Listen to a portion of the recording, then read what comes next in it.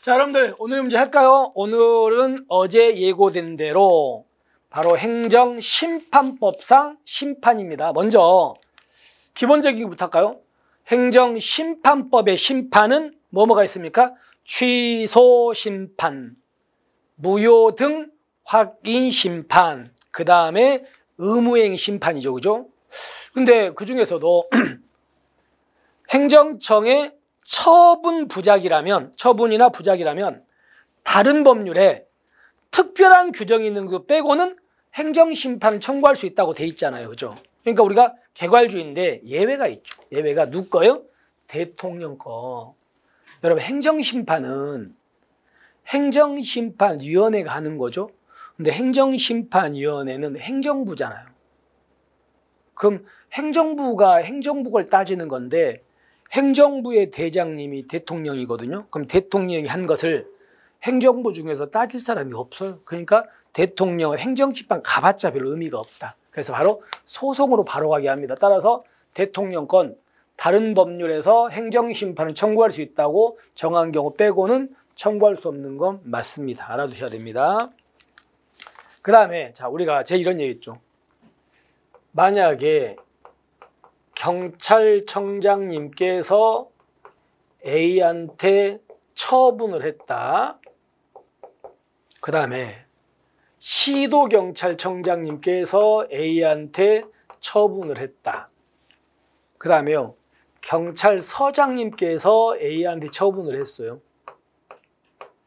그러면 청장님이 하는 처분이 있고 시도청장이 하는 게 있고 서장님이 하는 게 있겠죠. 근데 이 A라는 사람은 이 처분이 억울합니다. 억울하니까 이 사람이 이걸 갖고 이거를 뭐 해주세요? 취소해 주세요. 이렇게 심판을 제기할 거예요. 그러면 이 심판을 제기하면 이게 옳은가 그른가를 따지는 데가 어디라고요? 행정심판위원회라고 그랬죠. 여기서 있는 문제입니다. 우리는 청장이 하든 시도청장이 하든 서장이 하든 무조건 우리는 어디에 있는 심판위원회로 올라간다고요? 중앙으로 한다. 그래서 중앙행정심판위원회 이렇게 간다 그랬죠. 중앙행정심판위원회. 그럼 여러분들 이 중앙행정심판위원회는 어디에 있다고요? 국민권익위원회. 얘는 국민권익위원회에 있어요. 그래서 이 중앙행정심판위 위원장도 이 국민권익위원회 부위원장 중에 한 명이 여기에 위원장을 하는 거예요. 그래서 여기가 있다고 해서 딱 보세요. 시도청장이 행한 처분에 대한 재결은 중앙은 맞는데 이 중앙은 경찰청에 있는 게 아니라고 하더라고요. 국민권익위원회에 있다고요. 아시겠죠? 그래서 잘못됐습니다. 그 다음에 만약에 이제 행정청이 A한테 처분을 했습니다. 그래서 이 A가 억울해서 행정심판을 제기할 때 당연히 이 사람은 행정심판 제기할 때는 말로 제기합니까? 문서로 제기합니까? 문서로. 근데 문서를 어디다 제출하냐면요, 자기한테 처분을 한 이 행정청한테 이거 갖다 줘도 돼요. 여기다 갖다 주거나 아니면 행정심판이 여기다 갖다 주거나 둘 중에 아무한테나 갖다 줘도 상관이 없다고요. 여기든 여기든. 그럼 여기 보시면 서면으로 해야 된다. 여기까지는 맞아요. 근데 행정심판 청구서는 피청구인 행정을 거쳐서 가야 된다. 이렇게 가야 된다? 아니에요. 이렇게 가도 되지만 바로 여기다 이렇게 가도 돼요. 그러니까 이거는 잘못된 것 아시겠죠? 그래서 우리가 조심합시다. 행정심판은 반드시 처분청을 경유해야 된다. OX, X. 처분청 경유주의는 폐지됐어요. 옛날에 그랬고 지금은 아니야. 아무데나 가면 돼. 잘못됐습니다. 그 다음에 보세요. 우리 법조문에 뭐라고 돼 있냐면, 자 보세요. 권리 능력 없는 사단재단. 권리 능력 없는 사단재단이 비법인 사단재단도 대표자나 관리인이 정해져 있으면 권리 능력 없는 사단재단 이름으로 행정심판을 청구할 수 있다고 돼 있죠. 그러니까 똑같아요. 종중이나 교회 같은 비법인 사단도 사단 자체의 명의로 청구할 수 있다고요. 누가 있다면 대표자나 관리인이 있으면. 대표자가 있으면 대표자 이름이 아니고 이 비법인 사단 이름으로 쟁의하는 겁니다. 그래서 잘못됐습니다.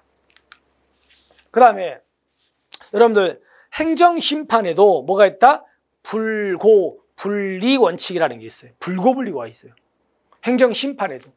그러니까 내가 지금 면허 취소를 당해서 행정심판을 갔으면 행정심판위원회가 옳은가 그른가를 따지는 것도 내가 제기한 면허 취소만 따지는 거지.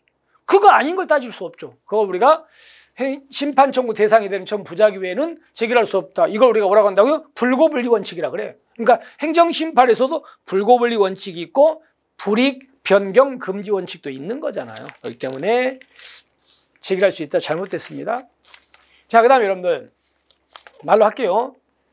행정심판을 내가 지금 처분을 당해서 억울해서 심판을 갔거든요. 그러면 행정심판위원회가 보니까 이제 내가 청구한 게 이유가 있으면 나 인용재결, 이유가 없으면 기각이죠. 근데 문제는요, 이유가 있어. 그래서 나를 이기게 해줘야 돼. 근데 나를 이기게 하면 공공복리에 현저한 영향을 미쳐. 그러면 어쩔 수 없다. 널 이기게 해야 되는데 너 하나 때문에 이기게 하면 공공복리에 크게 피해를 주니까 너 졌다고 봐. 이걸 뭐라고 한다고요? 사정재결 이렇게 불러요. 사정재결. 사정재결. 근데 사정재결이 일단 뭔지 아시죠? 그러면 심판 청구가 이유가 있다고 인정하는 경우 이를 인용하면요. 공공복리에 크게 피해가 된다면 미안해. 너 졌다고 봐. 그게 사정재결인데 문제는요. 사정재결은 해야 된다예요. 할 수 있다요? 할 수 있다요. 그래서 이거는 우리 시험 기출문제죠. 우리 시험에서. 해야 된다가 아니고 할 수 있다. 또 하나 질문. 그러면 이 사정재결할 때는요. 이길 사람을 지게 만드는 거잖아. 그러니까 재결의 주문에다가 그 처분이 잘못됐다는 걸 밝혀줘야 돼. 잘못됐다는 걸 밝히는 거 어디다 밝혀주라고요? 주문에 밝혀야 됩니다. 그렇게 해가지고 정리하시면 되겠죠. 그 다음에 우리가 행정심판 보세요. 그냥 말로 할게요. 지금쯤이 어느 정도 알 테니까. 행정심판을 제기하면 집행정지가 원칙이에요? 부정지가 원칙이에요? 당연히 부정지가 원칙이고 예외 상대방한테 중대한 손해가 나타날 것 같으면 예외적으로 집행정지해 주죠. 그리고 또 여기서 임시처분이라는 제도가 있었잖아요. 그죠? 그래서 보세요. 제가 여러분들 이런 얘기합니다. 내가 경찰 시험을 봤다. 필기해 봤는데 불합격 처분을 당했어요. 근데 아무리 봐도 나는 시험 출제가 잘못된 것 같아. 그래서 내가 불합격 처분을 취소해 달라고 심판을 갔어요. 그래서 심판이 진행 중이야. 진행 중인데 문제는 내가 이제 나중에 이겼거든요.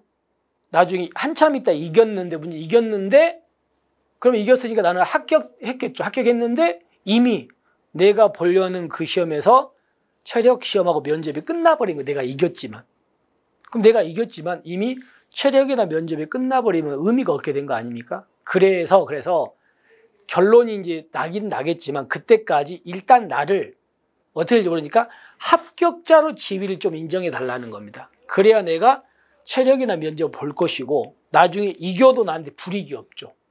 그래서 일단 아직 결론이 안 났지만 임시적으로 합격자 지위를 인정해 주는 거예요. 그걸 우리가 뭐라고 하는데 임시처분이라고 그래요. 근데 문제는 우리가 집행정지가 있고 임시처분이 있는데 만약에 임시처분은 아까 봤던 집행정지로 목적이 달성할 수 있다면 임시처분을 뭐 한다? 안 해준다 그랬잖아요. 그러니까 임시처분과 집행정지는 집행정지가 먼저 되고 집행정지가 안 될 때 보충적으로 임시처분 해주는 거예요. 그러니까 결론은요. 두 개는 보충성이야. 먼저 뭐부터 해줘야 돼? 집행정지부터. 안 될 때 임시처분. 그래서 보세요. 집행정지와 임시처분을 선택적으로 결정할 수 있다? 안 돼. 자, 일단 뭐부터 해주라고요? 집행정지가 먼저고 안 될 때 임시처분. 두 개 관계를 써서 잘못됐습니다. 그 다음에 여러분들 행정심판에는 취소심판이 있고 무효동 확인심판이 있죠. 근데 그때 무효동 확인심판은 안 날로부터 90일, 있은 날 180일 기간 제한이 없잖아요. 그죠? 그리고 사정재결도 못합니다. 여러분들 질문해 볼게요.